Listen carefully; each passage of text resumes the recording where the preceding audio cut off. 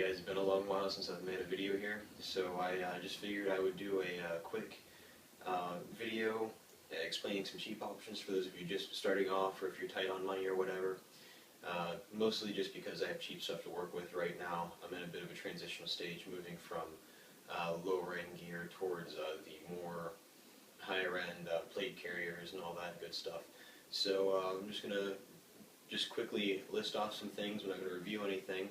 But it's just going to be a quick list and showcase of some gear that is good and cheap to start off and serves a good purpose. Alright, I'm going to start off with the BTUs. These things are great because they are cheap. You can find them secondhand almost anywhere. And if you do buy them brand new from a store, you can get them in almost any color imaginable. You can get these in woodland, 6-color desert, 3-color desert. They even make these in UCP, universal camo pattern, multi-cam, you name it, you can probably find it in it. They make them in navy blue, black, khaki, OD. I've even seen some companies make them in a gray and a coyote brown color. These are just great, and they come in several different weights. So if you live in a hotter environment, you can buy a more cotton-oriented lightweight, or there is also this, which I'm wearing right now. It is a heavier poly cotton twill. I don't know how exactly it works in hotter climates. I've only ever used ACUs in warmer weather, so I guess I'll see how this works out here once I'm in Texas. Alright, now next up is the FLC, or the Fighting Load Carrier. I had this in 3-color desert. I got it secondhand off of a soldier back during the transition towards the ACUs and the UCP pattern. So obviously mag pouches are absent on this right now because, as I said, I'm in a transition stage. But a nice thing about this is you can find this with a pile of pouches with it for about 40 bucks maybe secondhand. And I have beaten the crap out of this thing, and I even got it secondhand. So soldiers, it has actually been on 2 deployments, I believe. It's been through several exercises and stuff, and this thing is still perfectly fine. Granted, parts of it are faded, but I have not seen a rip or a tear or a stitch coming undone anywhere on this thing. So dollar for dollar, this thing is great, but obviously you don't have the versatility that you do with the plate carrier. There is no back to it really, but that really, I guess, isn't a problem if you typically run an assault pack or a camelback or anything like that. But as you probably saw there, there is molly on the back. Got 2 rows of molly back there. Useful for additional mag pouches or utility pouches, anything like that. But while I have it on, I may as well explain an alternative to these hydration carriers everyone's always carrying around. And people think they need to do that, but canteens. If you're just starting off, you can get canteens.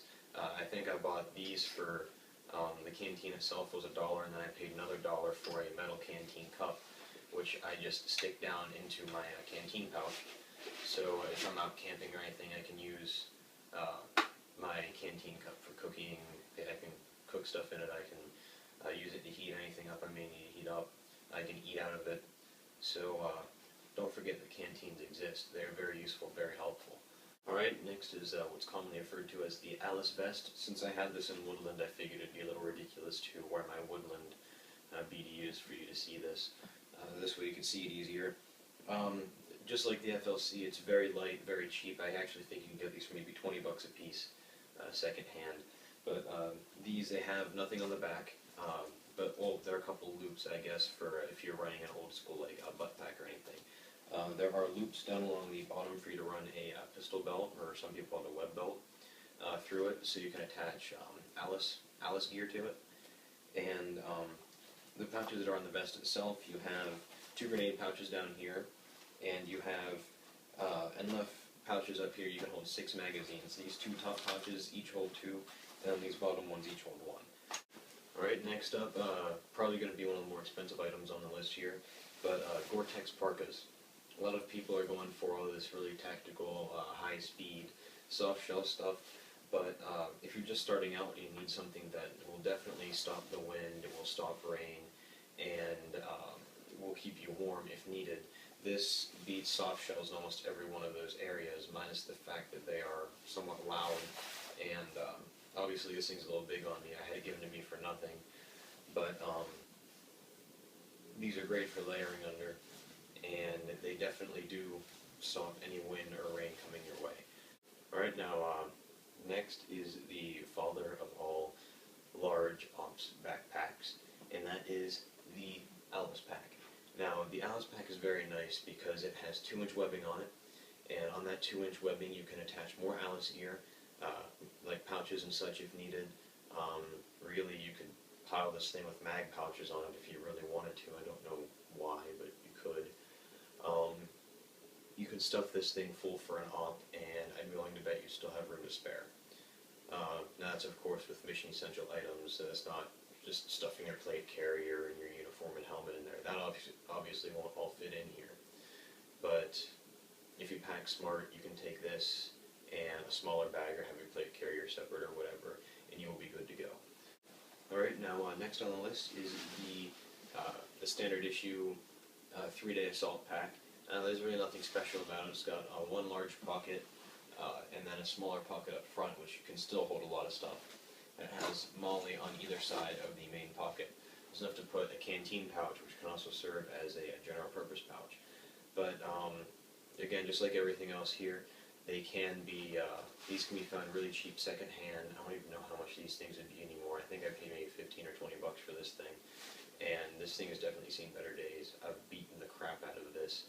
I have taken it on the games, several camping trips. I have taken it many times out hiking and backpacking. And this thing still holds up strong, but it's really dingy, and I think I might have to replace it sometime soon. But don't let that discourage you at all. For 20 bucks or whatever I paid for this thing, this has served me a good 6 years. Alright, now although I did say earlier, if you're just starting off to worry more about canteens and hydration carriers, I'm going to point out that Camelback Thermalback, I've had this for many years. I actually think this is 2005 issue. I got it secondhand, I got it all cleaned up and cleaned out and everything. And this thing is great. I think I paid maybe 40 bucks for this secondhand. I don't know how much these things are brand new or how much the newer ones would be secondhand. But if you can find one for maybe 2005, 2006, these things are amazing.